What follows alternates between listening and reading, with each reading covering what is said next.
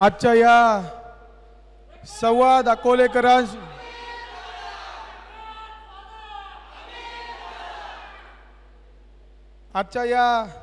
अकोलेकरांशी चाकण या ठिकाणी होणाऱ्या कार्यक्रमासाठी मंचावर उपस्थित ज्यांनी आत्ताच आपलं मनोगत व्यक्त केलं आणि खेड तालुक्याचे भावी आमदार आदरणीय सुधीर भाऊ मुंगसे, त्याच बरोबर त्यांच्यासोबत आलेले खेड तालुक्याचे युवक अध्यक्ष विशालजी जरेकर, चाकण शहराचे अध्यक्ष आदरणीय अशोकरावजी जाधव साहेब, त्याचबरोबर चाकण शहराचे युवक अध्यक्ष प्रशांतजी गोरे, संभाजीदादा गोपाळे, संदीपजी महाले, त्याचबरोबर राजूभाऊ डेरंगे, मच्छिंद्र भाऊ बोंबले, आमच्यासोबत अकोल्यावरनं आलेले अकोला तालुक्याचे राष्ट्रवादी शरदचंद्रजी पवार पक्षाचे तालुका अध्यक्ष सुरेशजी गडाख साहेब, त्याचबरोबर जिल्ह्याचे उपाध्यक्ष आदरणीय सुरेशजी खांडगे साहेब, मिलिंदजी हुळवळे,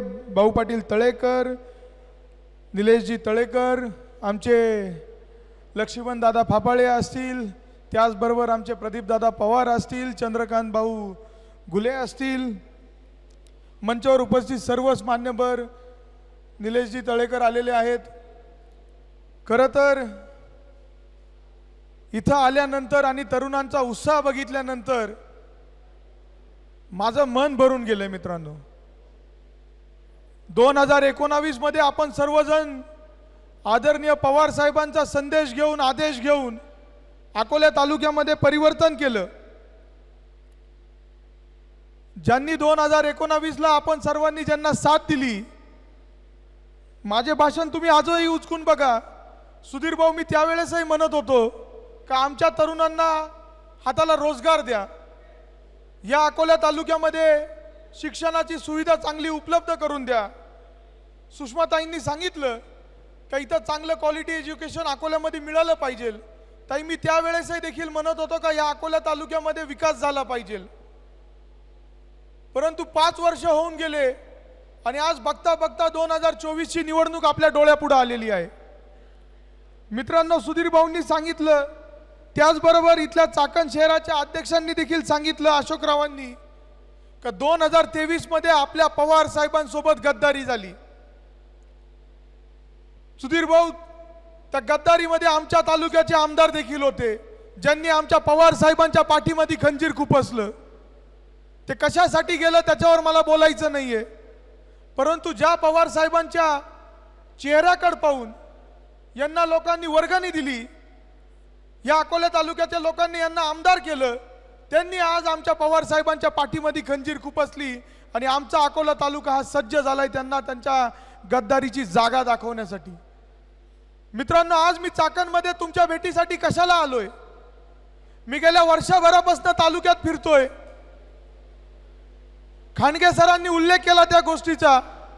मागच्या 12 डिसेंबर पासून आम्ही दौरा चालू केला पवार साहेबांच्या वाढदिवसापासून, खांडगे सर, आणि रोज आम्ही तालुक्यात फिरतोय, युवकांशी संवाद करतोय, महिलांशी संवाद करतोय, ज्येष्ठांशी संवाद करतोय। अनेक लोक एकच गोष्ट म्हणतात, आमच्या शेतमालाला भाव नाहीये, महिला म्हणतात आम्हाला हाताला रोजगार पाहिजे, तरुण म्हणतो आम्हाला चांगलं शिक्षण पाहिजे, जे तरुण ग्रॅज्युएट झाले ते म्हणतात आमच्या वडिलांनी कर्ज काढून आम्हाला शिकवलं पण हाताला रोजगार नाहीये। आणि मग कुठंतरी कर्ज फेडण्यासाठी आपल्या पोरांना चाकणला यायला लावतं सुरेश भाऊ। गागरे साहेब, प्रचंड वाईट परिस्थिती आहे। पवार साहेब जुलै महिन्यामध्ये अकोल्यात आले, अनेकांना प्रश्न पडला होता सुधीर भाऊ का विद्यमान आमदार आता तिकडे गेलेत, पवार साहेबांच्या सभेला गर्दी होईल का नाही, अशी परिस्थिती आमच्या तालुक्यात होती। परंतु पवार साहेबांवर असणारं प्रेम अकोला तालुक्यातील जनतेने दाखवून दिलं आणि भूतो ना भविष्य अशी सभा अकोल्यात पार पडली। सभा झाल्यानंतर पवार साहेबांनी, सुधीर भाऊ, मला एक खंत व्यक्त केली।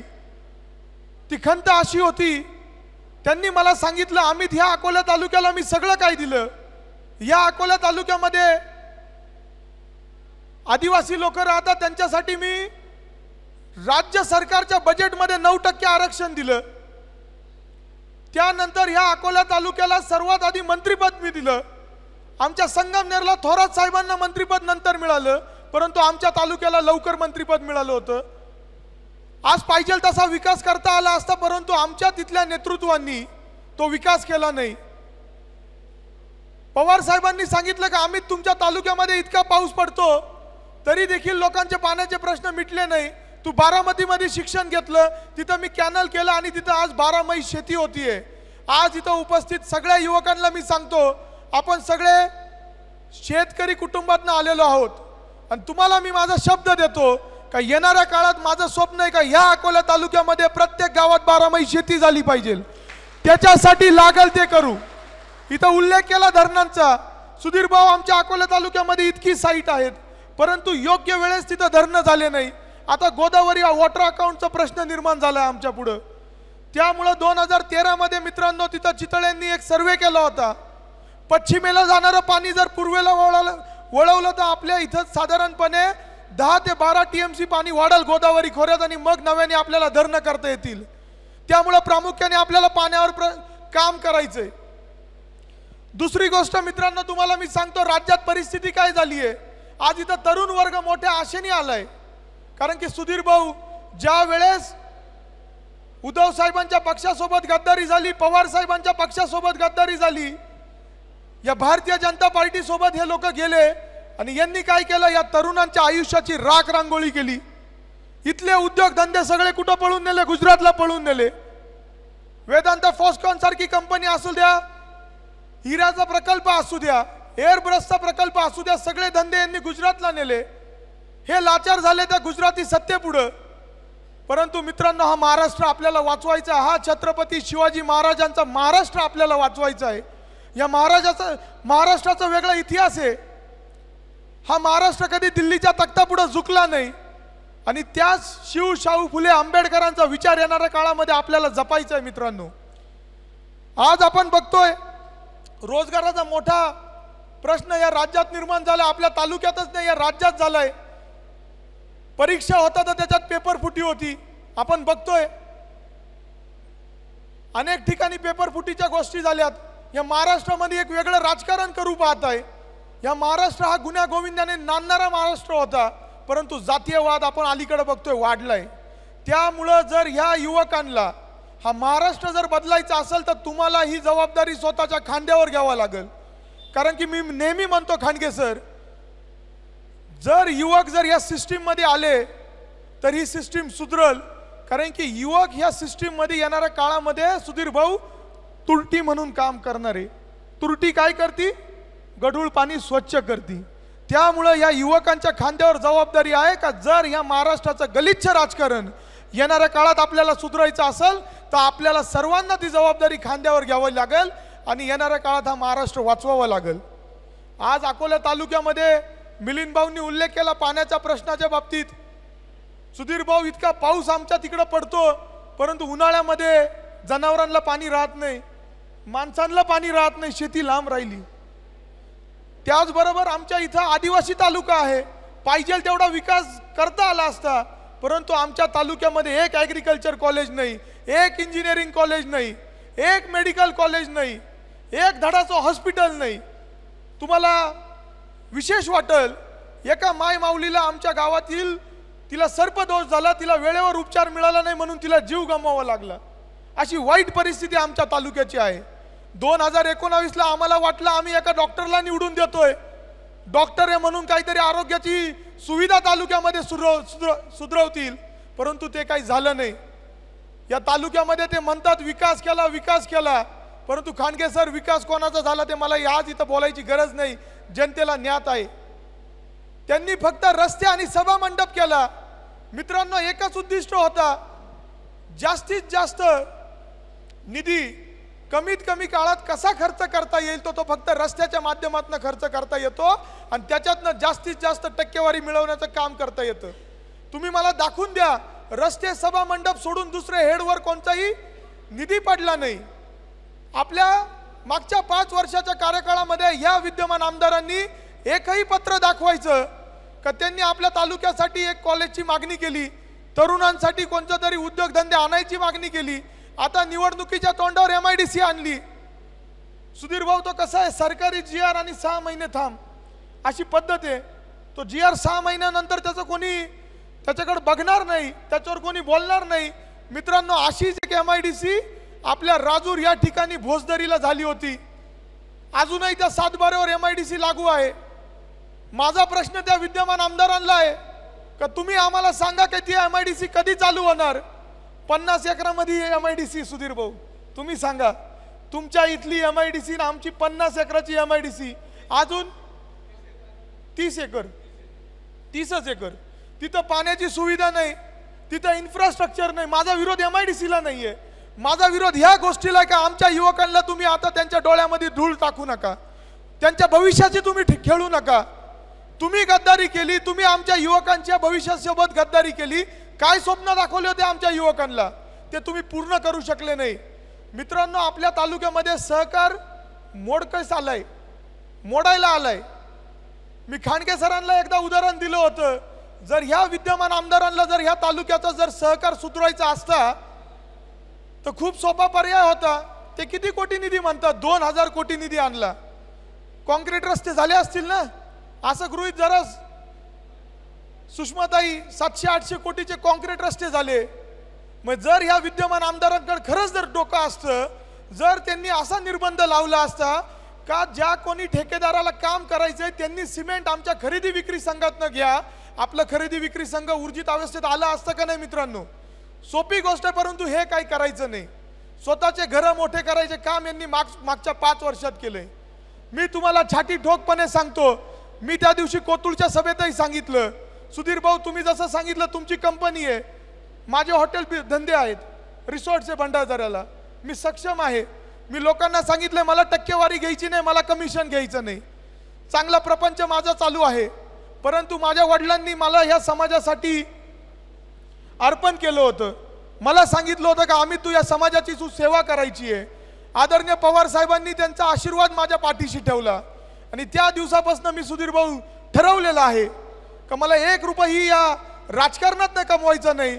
जो काही पगार मला हा सरकारी पगार मिळेल तो पगार मला जसं संगमनेरमध्ये यशोधन सारखी संस्था आहे त्यांच्या कर्मचाऱ्यासाठी खर्च करायचा आहे. खांडके सर, आपल्याला घरी काही घेऊन जायचं नाही.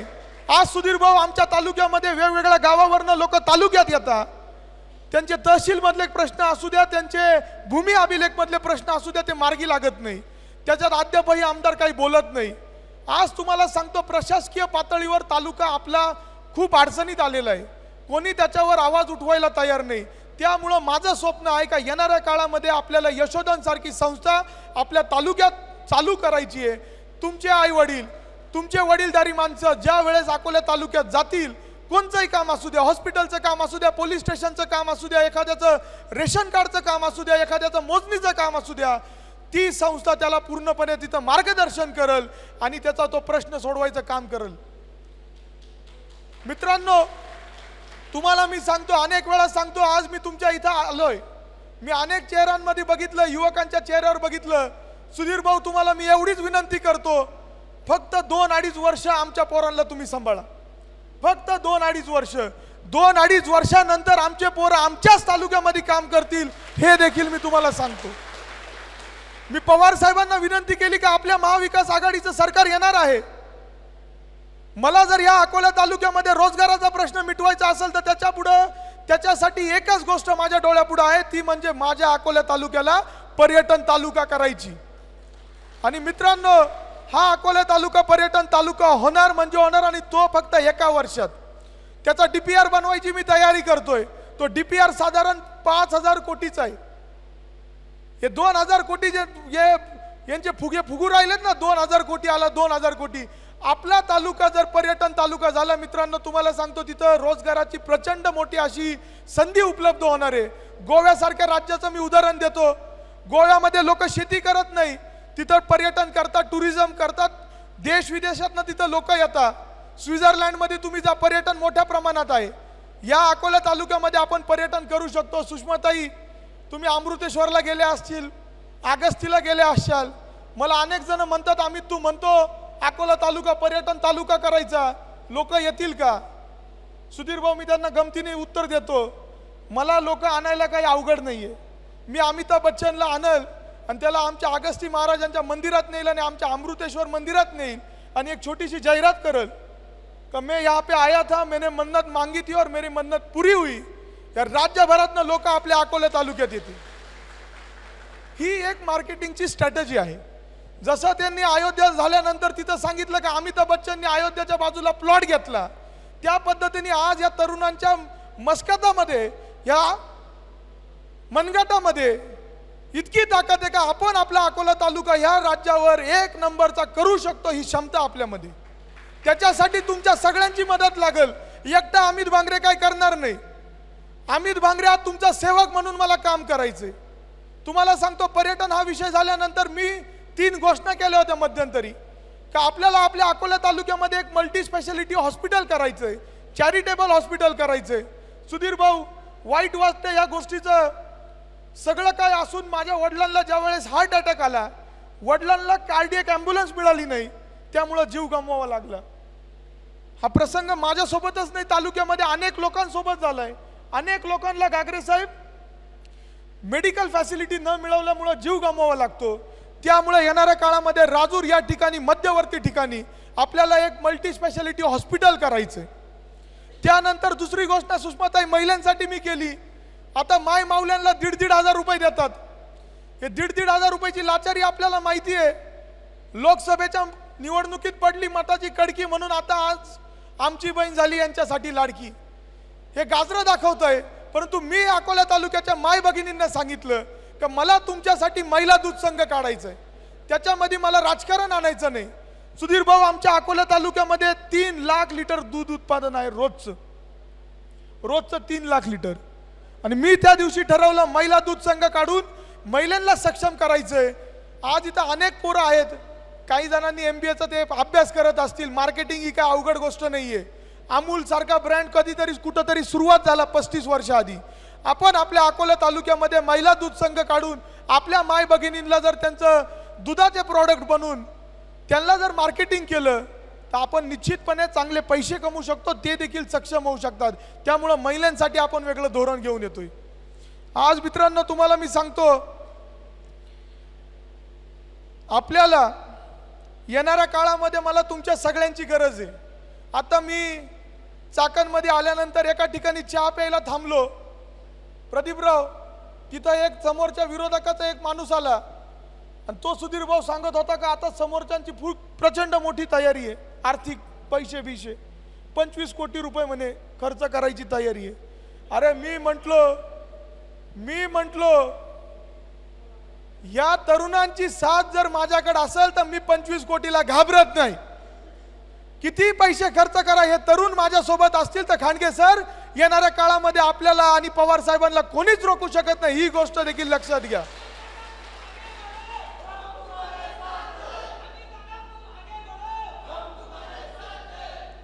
आज मित्रांनो तुम्हाला मी सांगतो, एक तरुण दुसऱ्या तरुणासोबत खोटं बोलू शकत नाही। नाही तर उद्या भविष्यात जर मी खोटं बोललो, जिथं लागेल तिथं तुम्ही मला जाब विचारू शकता। मी तर अनेक ठिकाणी सुषमाताई सांगतो, तुमचाच भाऊ म्हणून, तुमचाच नातू म्हणून येणाऱ्या काळात मला काम करायचंय। उद्या जर अमित भांगरेची भूमिका जर चुकीची वाटली, जर उद्या जर चुकीचं वाटलं तर सुषमाताई अधिकाराने तुम्ही माझा कान धरू शकतात आणि सांगू शकतात की अमित तू काय शब्द दिला होता तो शब्द पाळ। परंतु मित्रांनो येणाऱ्या काळामध्ये अकोला तालुक्याला जर सोन्याचे दिवस पाहिजे असतील तर तुम्हाला सगळ्यांना एकत्र यावं लागेल। तुम्हाला मी आजपासून सांगतो, तुम्ही लगेच घाई करू नका तालुक्यामध्ये यायची। तुम्ही 10 तारखेपर्यंत या चाकण शहरामध्ये सुधीर भाऊंसाठी प्रचार करा। ज्या वेळेस तुम्ही कामाला जाशाल, जे लोक भेटतील, सुधीर भाऊंची तुतारी वाजवायला लावा आणि त्यानंतर 11 तारखेनंतर आपल्या तालुक्यामध्ये या आणि तिथं आपलं काम करा। परंतु सुधीर भाऊ आमचे लोक इतके प्रामाणिक आहे, तुमचा प्रचार इतका चांगला करतील की तुतारी ही खेड तालुक्यात वाजणार म्हणजे वाजणार, हा देखील मी शब्द देतो। आणि सुधीर भाऊंनी सांगितलं आम्ही आपल्याला सोबत एकत्र विधान भवनात जायचंय। पवार साहेबांचं स्वप्न आहे मित्रांनो का येणाऱ्या काळामध्ये युवकांना संधी द्यायची आहे। जशी त्यांनी RR पाटील साहेबांना, अनिल देशमुख साहेबांना, जयंत पाटील साहेबांना त्या काळी संधी दिली होती, तशी पवार साहेबांना येणाऱ्या काळामध्ये युवकांना संधी द्यायची। आणि सुधीर भाऊ तुम्ही आणि मी भाग्यवान आहे का आदरणीय पवार साहेबांच्या तालमीमध्ये आपल्याला काम करायला संधी मिळणार आहे। आणि आज पवार साहेबांचे शिलेदार म्हणून तुम्हाला एकच शब्द देतो का हा अमित बांगरे कधी गद्दारी करणार नाही। आज आमच्या माथ्यावर निष्ठा आहे आणि समोरच्यांच्या माथ्यावर गद्दारी आहे। त्यांनी गद्दारी केली ती पवार साहेबांसोबत केली आणि तुमच्या आमच्या सर्वांसोबत केलेली आहे। त्यामुळे येणाऱ्या काळामध्ये त्यांना आपण त्यांची योग्य जागा दाखवू। परंतु तुम्ही सर्वजण अवघी 2 दिवसाच्या निरोपामध्ये इथं मोठ्या संख्येने उपस्थित राहिला। मी तुम्हाला एवढाच शब्द देतो का हा तुमचा भाऊ येणाऱ्या काळामध्ये तुमचा भाऊ सेवक म्हणून या तालुक्यामध्ये काम करू पाहतोय। मला या तालुक्यामध्ये परिवर्तन करायचंय। माझ्या वडिलांचं स्वप्न होतं सुधीर भाऊ का या तालुक्याचा आमदार बनायचं, अकोला तालुक्याचं, आणि दुसरं स्वप्न होतं का ह्या अकोला तालुक्याचा आमदार बनून कॅलिफोर्निया करायचं। माझ्या वडिलांचं पहिलं स्वप्न पूर्ण झालं नाही, परंतु त्यांचा मुलगा म्हणून मी निश्चितपणे त्यांचं जे दुसरं स्वप्न होतं का या अकोला तालुक्याला कॅलिफोर्निया करायचं ते आपण 100% करू हा शब्द तुम्हाला देतो। आणि मित्रांनो, याच्यासाठी नम्रपणे मी तुम्हाला सांगतो, समोरचे लोक आमिष दाखवतील, बड्या बड्या गप्पा मारतील, परंतु तुम्हालाही माहिती आहे सरकारी निधी आणणं हे कोणालाही शक्य आहे। एखादा अंगुठा छाप जरी आमदार झाला सुधीर भाऊ तरी तो सरकारी निधी आणू शकतो, परंतु सरकारी निधीच्या पलीकडे जाऊन गागरे साहेब तुम्ही तालुक्यासाठी काय वेगळं दृष्टिकोन ठेवू शकतात हे देखील तुम्हाला समजलं पाहिजे। आणि येणाऱ्या काळामध्ये आपल्याला वेगळं काहीतरी काम करायचंय। शिक्षण व्यवस्थेवर देखील आपण काम करणार आहे। नुसतं शिक्षण व्यवस्था काढायची नाही Khandge sir, skill based educational system आपल्याला आपल्या अकोला तालुक्यात उभी करायची आहे। वेगवेगळे प्रक्रिया केंद्र उभे करायचे आहेत, वेगवेगळे क्लस्टर युनिट आपल्याला काढायचे आहेत, खूप काही गोष्टी करायच्या आहेत मित्रांनो। त्याच्यासाठी तुमची साथ राहू द्या। आदरणीय पवार साहेबांनी त्यांचा आशीर्वाद दिलाय। इथं उपस्थित प्रत्येक ज्येष्ठांना सांगतो तुम्ही आशीर्वाद द्या आणि युवकांना सांगतो का तुम्ही तुमच्या भावाला एकदा साथ द्या। हा भाऊ तुमचा अकोला तालुक्याचं जे काही प्रलंबित प्रश्न आहे, आपले स्वप्न, अकोला तालुक्याचे स्वप्न पूर्ण करण्यासाठी सगळ्या गोष्टी केल्याशिवाय राहणार नाही हा शब्द मी तुम्हाला देतो। आज या कार्यक्रमासाठी आपण सर्वजण इथं मोठ्या संख्येने उपस्थित राहिला, सर्वांचे मनोगत ऐकून घेतले। मी आपल्या सर्वांचे आभार मानतो आणि आजचा हा कार्यक्रम यशस्वी करण्यासाठी सगळ्या सहकाऱ्यांनी मदत केली त्यांचाही देखील मी आभार व्यक्त करतो। तुमची साथ येणाऱ्या काळामध्ये माझ्या पाठीशी राहू द्या। इतकंच बोलतो आणि माझे 2 शब्द संपवतो। रामकृष्ण हरी, रामकृष्ण हरी, धन्यवाद। आला रे आला मान्सून सेल आला। आता कोणत्याही खरेदीवर 20 ते 50% बचत। सेल महाबचत महोत्सव Shri Swami Samarth cloth and matching centre मध्ये सुरू। जेंट्स टी शर्ट ₹99 पासून पुढे, परकर ₹55 पासून पुढे, ब्लँकेट ₹89 पासून पुढे, डॉलर लेगिन ₹260 फक्त, रेमंड सुटिंग 50% सूट। तसेच मेन्स फॉर्मल पॅन्ट 2 खरेदी करा आणि मिळवा 1 पॅन्ट मोफत। मेन्स फॉर्मल शर्ट 1 खरेदी करा आणि मिळवा 1 शर्ट मोफत। झील रेनवेअर 20% सूट, जॉकी इनरवेअर 15% सूट, तसंच इतरही खरेदीवर 20 ते 50% भव्य सूट। ही ऑफर मर्यादित कालावधीसाठी सुरू। अजून बरेच काही, या पहा, खात्री करा आणि खरेदीचा मनमुराद आनंद घ्या। आमचा पत्ता Shri Swami Samarth cloth and matching centre, शाखा नंबर 1, अगस्ती कॉम्प्लेक्स, 2रा मजला, बाजारतळ, अकोले। शाखा नंबर 2, होलसेल साडी विभाग, भिंगारे गोडाऊन शेजारी, कचेरी रोड परिसर, अकोले। संपर्क 75 88 51 31 33।